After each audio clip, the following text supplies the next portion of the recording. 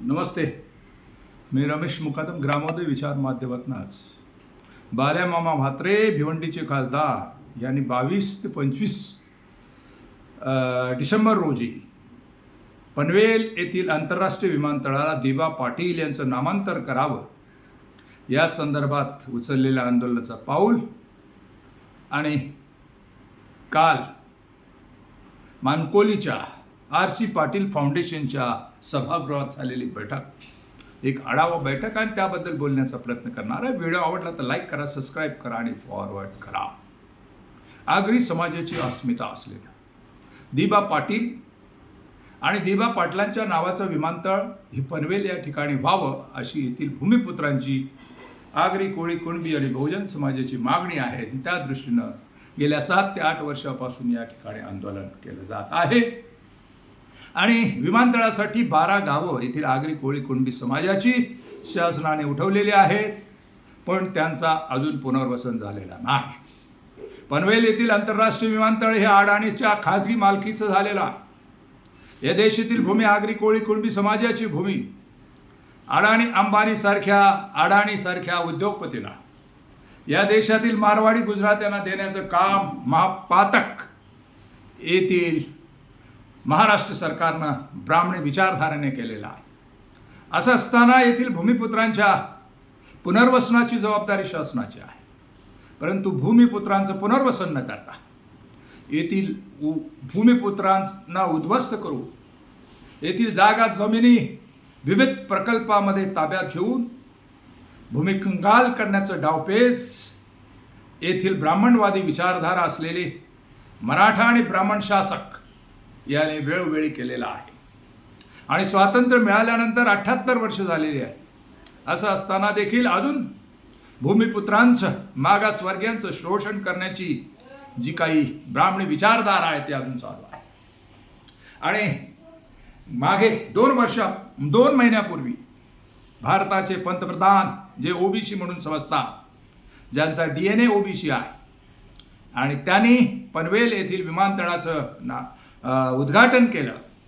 आणि तत्पूर्वी भूमिपुत्रांचा रोष लक्षात घेता महाराष्ट्राचे मुख्यमंत्री देवेंद्र फडणवीस यांनी सर्वपक्षीय कृती दलातर्फे 2 महिन्यामध्ये काही तांत्रिक अडचणी दूर करून विमानतळाला दिबा पाटील यांचं नाव देण्याचं आश्वासन दिलं होतं. असं असताना 25 डिसेंबर रोजी या विमानतळाला लँडिंग होणार आहे आणि या विमानतळाचं प्रवासी वाहतूक सुरुवात होणार आहे.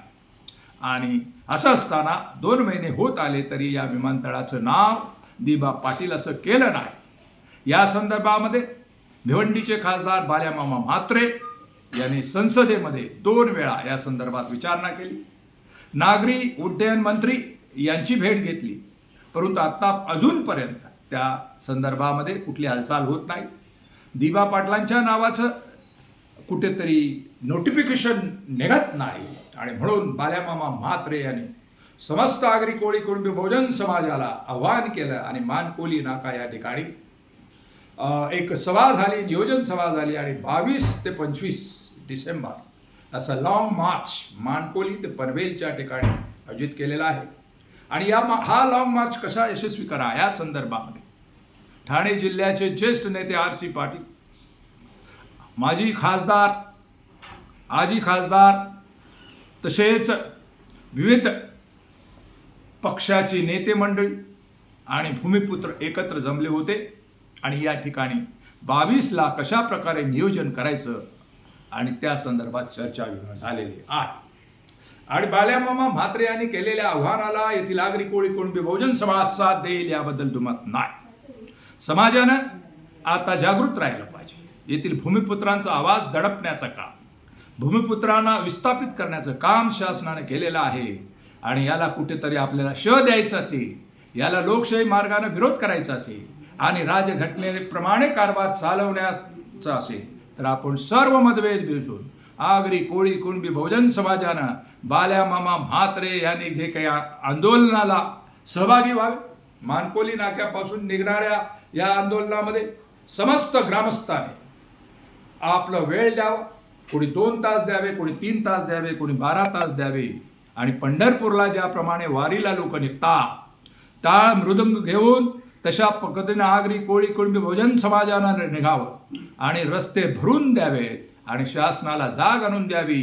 आम्ही जागृत आहोत. इथे आगरी कोळी कुणबी बहुजन समाज जो शिवछत्रपतीच्या काळापासून इथे अस्तित्वात आहे आणि ही भूमी जर रक्षण करायचं असेल तर आपल्याला सर्व मतभेद विसरून पंढरपूरच्या वारीला जसे लोक येतात तसे निघावं असं आव्हान मानकोली नाका या ठिकाणी झालेल्या सभेमध्ये केलेलं आहे आणि ग्रामस्थ त्या पद्धतीने साथ देतील अशी आशा आहे. येथील आगरी कोळी कुणबी बहुजन समाज, आदिवासी समाज, मागासवर्गीय समाज, SC ST समाज आता जागृत झालेला आहे.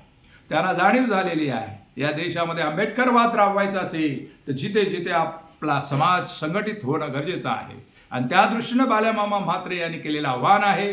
लोकशाहीच्या मार्गाने सर्व लोकांनी उपस्थित राहावं आणि हा जो मोर्चा आहे, हे लॉंग मार्च आहे, यशस्वी करावं. रस्त्यावर जर आपण आता निघालो नाही तर या लोकशाहीमध्ये आपल्याला भांडवलदार इथे विस्थापित करतील आणि परत पारतंत्र्यामध्ये येईल अशी परिस्थिती होऊ शकते आणि अशी परिस्थिती होऊ नये असं आपल्याला वाटत असेल. लोकशाही जागृत ठेवायची असेल किंवा आपल्या जागा जमिनी वाचवायची असेल तर 22 ते 25च्या लॉंग मार्च जो बाल्यामामा म्हात्रे यांनी आवाहन केलेलं आहे त्याला सहभागी व्हावं. या संदर्भात आपलं म्हणणं काय कमेंट्स करा आणि माझा व्हिडिओ आवडला तर लाईक करा, सबस्क्राईब करा आणि फॉरवर्ड करा. जय हिंद, जय महाराष्ट्र, जय भारत.